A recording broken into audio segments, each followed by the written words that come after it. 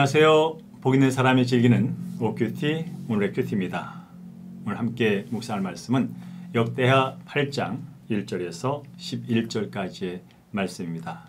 함께 먼저 읽습니다. 솔로몬이 여호와의 전과 자기의 궁궐을 20년 동안에 건축하기를 마치고 후람이 솔로몬에게 되돌려준 성읍들을 솔로몬이 건축하여 이스라엘 자손에게 거기에 거주하게 하니라.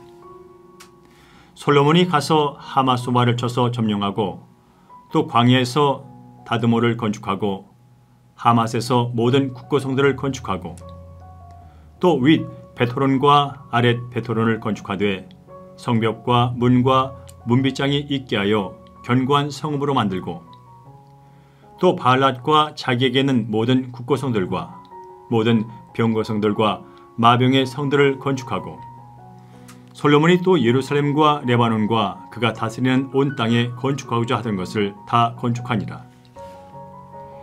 이스라엘이 아닌 헷 족속과 아모리 족속과 브리스 족속과 시위 족속과 여부스 족속에 남아있는 모든 자 곧 이스라엘 자손이 다 멸하지 않았으므로 그 땅에 남아있는 그들의 자손들을 솔로몬이 역군으로 삼아 오늘에 이르스되 오직 이스라엘 자손은 솔로몬이 노예로 삼아 일을 시키지 아니하였으니 그들은 군사와 지휘관의 우두머리들과 그의 병거와 마병의 지휘관들이 됨이라. 솔로몬 왕의 공장을 감독하는 자들이 250명이라 그들이 백성을 다스렸더라.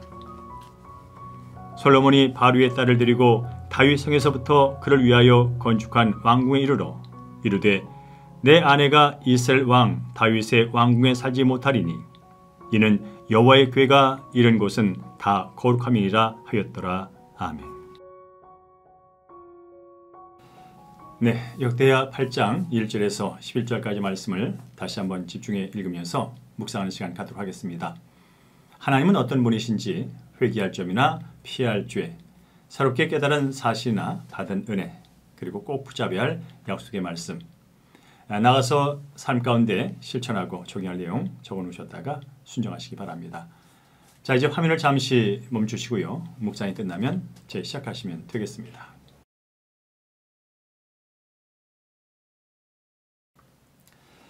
본문의 내용 간략하게 요약하겠습니다. 솔로몬이 20년에 걸쳐 성전과 궁궐을 건축하기를 마친 후에 여러 성읍과 성을 건축하게 됩니다. 그는 건축을 위해서 이스라엘에 흩어져 살고 있던 가나안 족속들의 자손을 역군으로 삼지요. 그리고 바로의 딸이 여호와의 궤가 있는 다윗의 왕궁에는 살지 못할 것이라며 그녀를 위해서 왕궁을 건축하는 그런 내용이 되겠습니다. 집중해서 볼 한 절 노트는 2절입니다. 후람이 솔로몬에게 되돌려준 성읍들을 솔로몬이 건축하여 이스라엘 자손에게 거기에 거주하게 하니라. 아멘. 네, 성전 건축과 왕궁 건축을 마친 솔로몬은 이제 나라의 주요 성읍들과 또 성을 대대적으로 건축하게 이릅니다. 이는 하나님께서 이스라엘에게 허락하신 부와 강성함을 더해가는 하나의 증거가 되었죠. 고대 사회에서 성읍은 매우 중요합니다.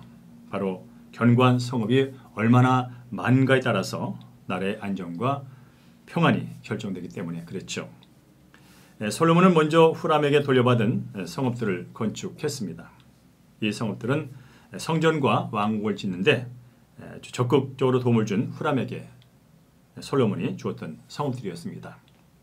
하지만 후람은 그 땅을 성읍이라 부르기에는 형편없다고 여기면서 가볼 땅이라는 이름까지 붙여서 솔로몬에게 되돌려 주었죠.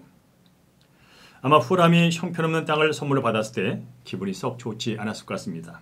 그래서 무언의 항의 표시로 다시 돌려준 것 같다는 생각도 하게 됐죠. 그런데 솔로몬은 이처럼 되돌려받은 이 형편없는 것처럼 보였던 성읍을 재건축해서 이스라엘 백성들이 살도록 했습니다. 그렇습니다. 우리들도 어떤 일이나 사건을 만날 때 그것이 형편없이 보인다면서 그저 불편하고 남탓만 할 때가 있습니다.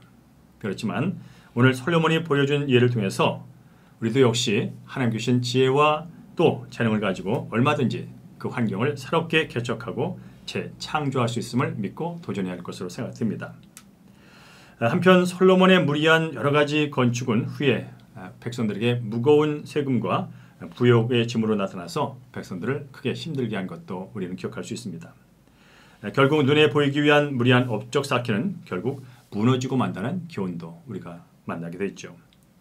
자, 오늘도 눈에 보이는 일뿐 아니라 하나님께서 진정으로 기뻐하는 눈에 보이지 않는 우리의 몸된 성전 거룩하게 세우는 일에 힘써야 될 줄로 믿습니다.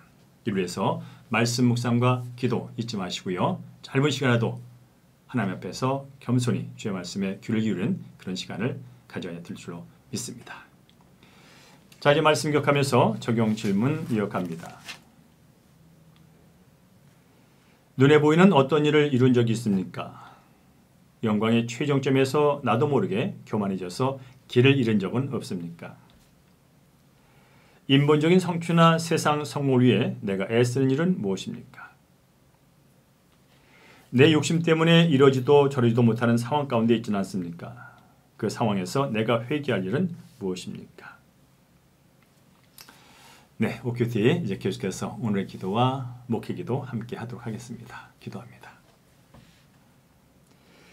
세상 성공을 쫓아 눈에 보이는 육의 성전을 짓느라 주님을 잊고 살아가는 저를 불쌍히 여겨 주옵소서.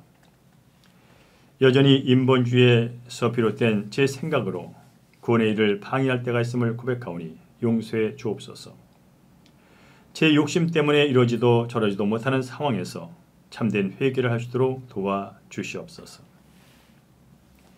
은혜가 풍성하신 아버지 하나님, 주님 주신 재능과 은사들을 하나님의 영광을 위해 사용하기를 원합니다.